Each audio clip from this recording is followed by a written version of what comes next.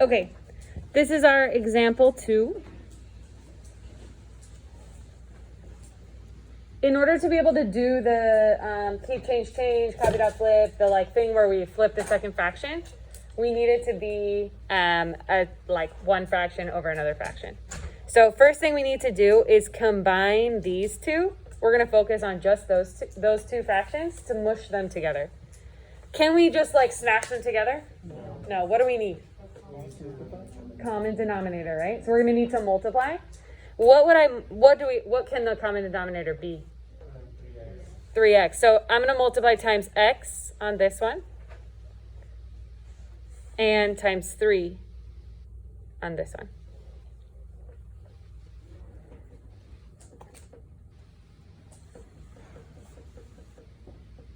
So I will have x squared over 3x minus 9 over 3x. Can I now combine those into one fraction? Mm-hmm. Yeah, so I would have x squared minus 9 over 3x. The denominator is already one fraction, so I'm going to leave it there.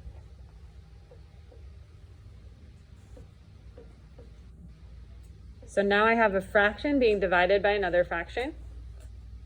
So I'm going to go ahead and write x squared minus 9 over 3x divided by x minus 3 over x. You honestly might be thinking like that's like an extra step. I don't really need to write it. And I would agree with you. You don't really need to write it. If you can flip in your head without getting confused, that's okay. I'm fine with that. I just know that sometimes it's harder when we don't actually write down each step. Some of us prefer to write each step. So this would be the next step that I would write. So I'm just transitioning from numerator to numerator and denominator to denominator here. I'm going to change it into a multiplication problem by writing x squared minus 9 over 3x times, what do I do to the green one? Flip it, x over x minus 3.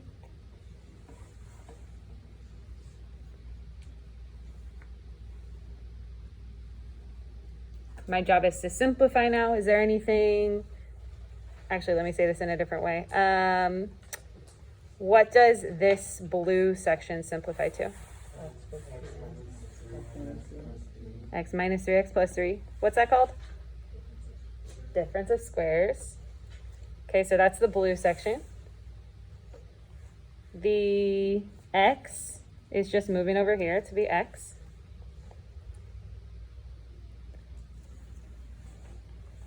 The 3x, I think in this case actually might be helpful to just write 3 times x, kind of like split it up. You don't have to, but it might be helpful because of the canceling that we're going to do. And then can x minus 3, does it turn into anything? No, it does not. So we're just going to move this over here. X minus 3. What can we cancel? X minus 3, x minus 3, and also the x's.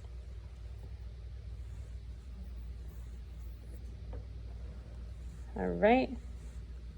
What would be left for our answer? X plus 3 over 3. And take a moment, track back. I want you to try on your own. Try on your own, don't share. Try on your own to figure out what x is not allowed to be. There are 2 things that x is not allowed to be.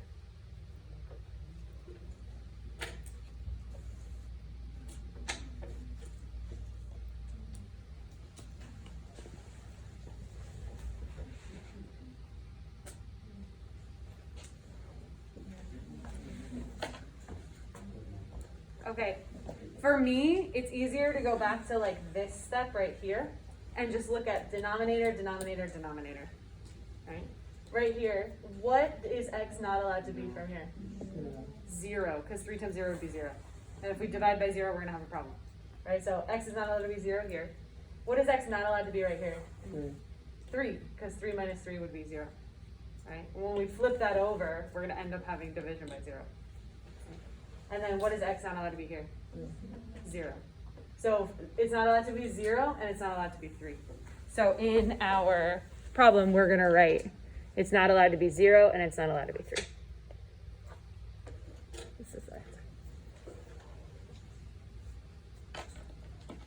I'm seeing some beautiful notes. Awesome. All right, we're going to do one more together. Are there any questions on the first two examples? Not yet. Not yet. Still rocking and rolling. Here we go.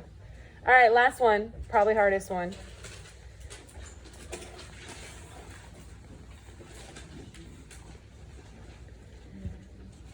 All right, we've got a squared over a plus 3 plus a squared over 5a plus 15 all over a plus 3. That's an a. Plus 1 over 5.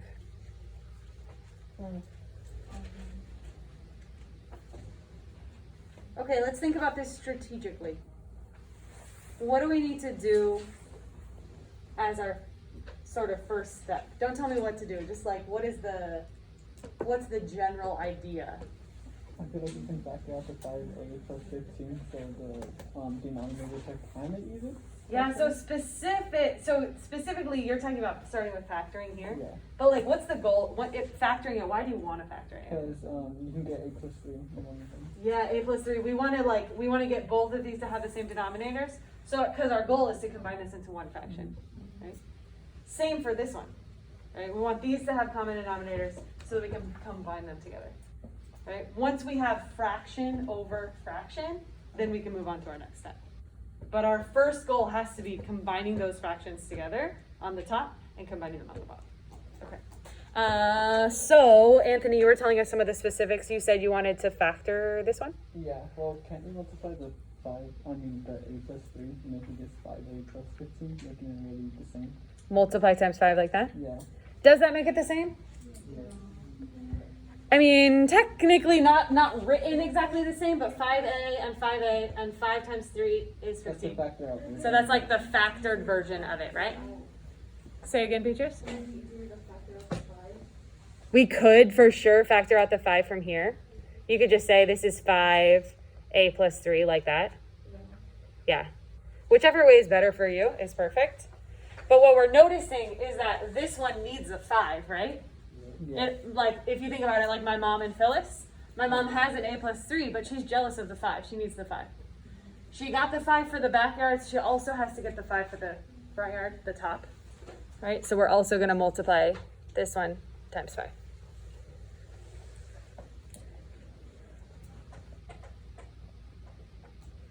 So if I'm thinking about this as one fraction with 5a plus 3 on the bottom, what does this turn into?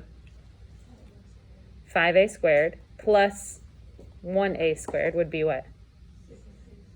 Yeah, 6a squareds. You have 5 of them, you added another one, you have 6a squareds.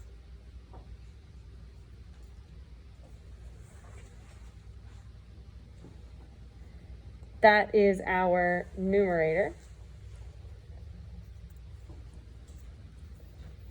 In the denominator, do the denominators, do they have anything in common? No, but it's looking pretty similar to that, isn't it? Yeah. That's kind of nice, because at the end, they're going to like, oh, cancel. So what does my mom want? 5. A 5. What does Phyllis want? A plus 3. A plus 3. So we're going to multiply times 5 here times a plus 3 here.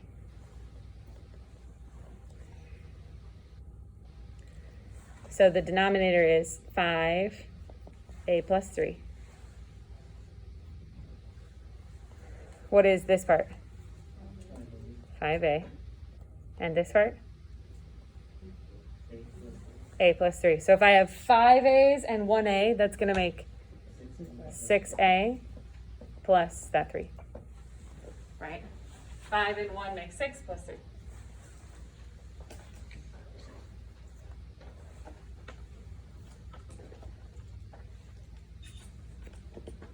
All right, so we have the pink fraction over the green fraction.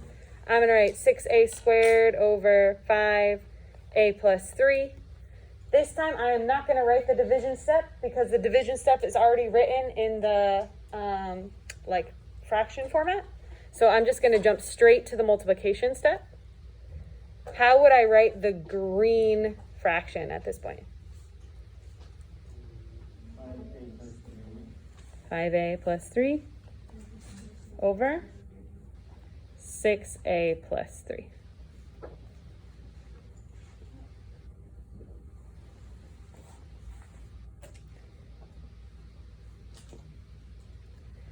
Is there anything I can cancel at this point? Yeah.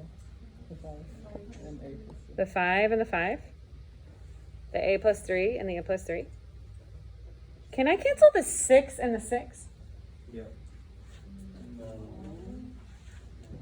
Is this like 6? This 6 is being multiplied here, right? 6 times a.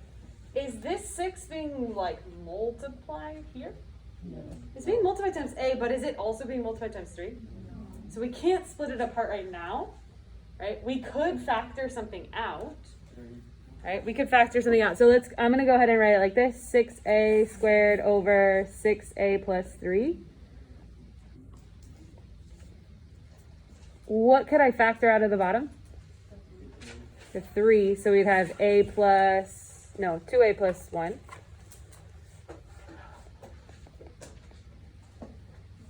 And now we have 6 times a squared. Now could we simplify 6 over 3? Yeah, because it's being multiplied times everything. So 6 over 3 would simplify to 2. It's going to simplify to 2. So we would have 2a squared over 2a plus 1. So similar to this question, can I just cancel the 2's now? Still no, because 2a is still being added to 1 before the division happens. Right? We would have to do this part first. 2a plus 1, so we cannot. So we're done. This is the most we can break it down.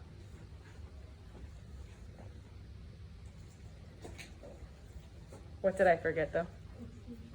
Exclusions, Let's go back to the original. Looking at the black font here. What is a not allowed to be from here? -3. And then same here, right? -3. So we know a is not allowed to be -3. And then looking still at the black font here, -3.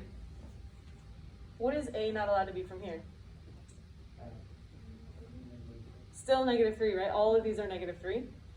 So here, -3, still -3. Looking here, once we've flipped it, we have -3 here. What about this one? 1/2 and also negative, right? Because this is a positive here, so it would be the opposite, -1/2. Okay, we can see that from here too. Move the 1 over, -1, divide by 2, -1/2. So we would have -1/2.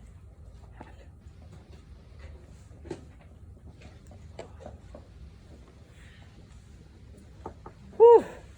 Everybody give yourself a pat on the back. Good job. Those are hard. Okay, before you close your notebook, it is very, very tempting in college to just like shut your notebook, leave class, go home, take a nap. Because you have a nap after every class in college. It's awesome. It's very tempting to do that, right? I did it many, many times. Something that you should do as like a good habit of studying is to actually synthesize your learning at the end. You all know the word synthesize? What are some contexts we know it in? To take in practice, yes. And to combine things together. Hi, Vicky. Hello, we made eye contact in our email. Great. So to synthesize, like, it means to take all of these different, like, external ideas and to put them together into one big idea, right? So what I would always, I shouldn't say always, what I would do when I was on my best college student behavior is I would take my notes from the day and actually spend just a few moments, maybe 5 minutes, thinking about the big ideas, right? The big ideas. What are the things I'm supposed to do? Particularly for my math class, I would take the steps. The steps were always written in my professor's language, right? This would be my professor's language, but those steps usually didn't make that much sense to me. And so my synthesis for my math classes almost always was me telling myself what are the steps, right? Writing down the steps, and it doesn't have to be 4. It could be like, sometimes my professor would have like 4 steps and I would have like 10, right? So what I want you to do before you go into your assignment is I want you to practice the synthesis. If you need to go to the next page, that's totally fine. But draw yourself a little box at the bottom of your notes. Draw yourself a little box. It can be in the corner, wherever you have room. I want you to title it synthesis. This is what I'm going to be looking for when I look at your notes. Title it synthesis. If you need help spelling that word, S-Y-N-T-H-E-S-I-S.